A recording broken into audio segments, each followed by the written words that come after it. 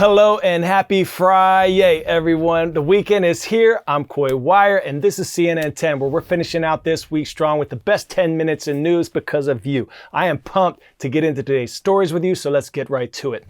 We're going to start with this incredible story in Venezuela, where years of political conflict and controversial elections in July have led journalists to find innovative ways to safely do their jobs. The two anchors you see here are AI avatars of the news program Venezuela Retweets. Now, the show is the brainchild of a group of media organizations who want to protect their real-life journalists from a crackdown on free speech.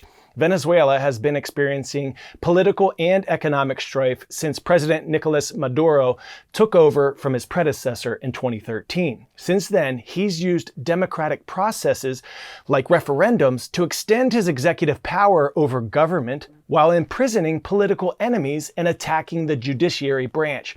Maduro's time in office has seen political corruption, urban violence, astronomical prices, and shortages of goods that Venezuelans took to the streets to protest over the years. And deadly protests erupted across the country following its disputed July 28th presidential election that named Maduro the winner with little proof. The authoritarian regime has not stopped cracking down on citizens and journalists since then. Organizations say at least 16 journalists have been detained covering the nationwide protests. All but 4 of them are still behind bars for charges like terrorism. It's that threat that's led these journalists to get creative. Because of government censorship, most folks get their news on social media. Well, Venezuela Retweets is streamed online. That makes it harder to trace the video and easier for AI avatars to front a newscast. Now, artificial intelligence doesn't come without its own risks. In the wrong hands, it can be used to spread disinformation and erode trust in institutions. And some of you on social media even asked if I am AI, and I can guarantee you that there are no glitches in this system. Actually, there are a lot of glitches, and that's how you know I am not AI. All right, our Stefano Pazzavan has more. Hola, CNN. Yo soy la Chama. Hey, Chama, can you speak in English? Of course. And my partner, El Pana, does too. Hello, CNN. Thanks for the invitation. Can you recognize AI avatars from real journalists?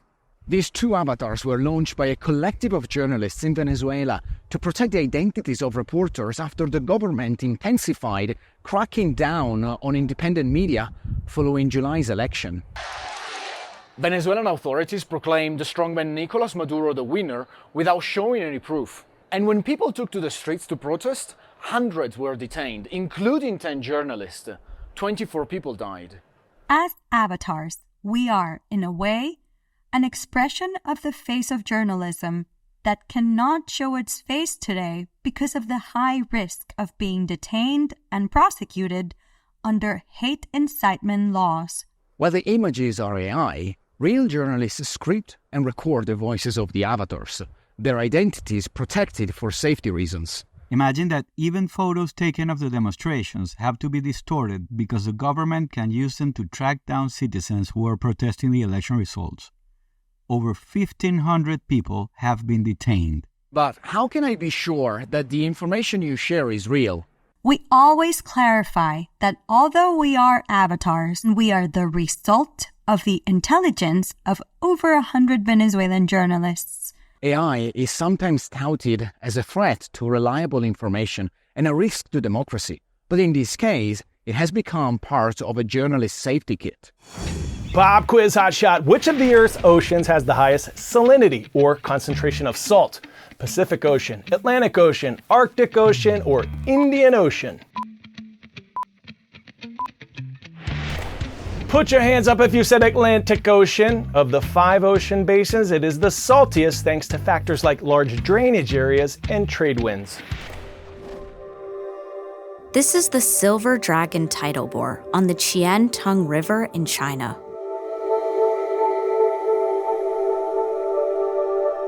A bore occurs when the leading edge of an incoming tide creates a wave that surges up a river. Tide watching is a Chinese tradition of the Mid-Autumn Festival, which falls on a full moon.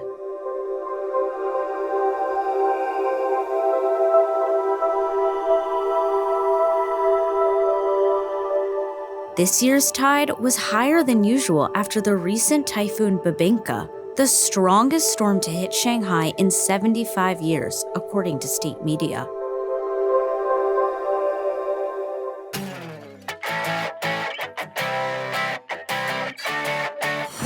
Today's story getting a 10 out of 10. You might go bonkers for these unique houses. Imagine living in a refurbished bunker 14 feet underground. There's a Cold War time capsule. It's one of only 1,500 bunkers ever built in the 1950s post-war Britain to protect up to 3 people from a nuclear attack. That and more. Take a look with our Jeremy Roth. Looking for a truly bulletproof real estate bargain? How about this honest-to-goodness Cold War-era bunker that's going up for auction soon? According to SDL Auctions, the bunker was built in the 1950s and is nestled 14 feet below a country field in Derbyshire, England. Roughly the size of a garage, this cozy decommissioned bunker retains some of its original charm, with classic bunker features like an asbestos fire blanket, vintage binoculars, and a still-stocked pantry that's not at all gross. Also, this ominous Cold War hotline phone for literal red alerts. But it also has sought-after upgrades like carpeting, velvet drapes, and an unused chemical toilet. Hey, can't put a price on that. Actually, auctioneers expect buyers will fork over up to $26,000 for this homey piece of history, perfect for those looking to shield themselves from a volatile real estate market.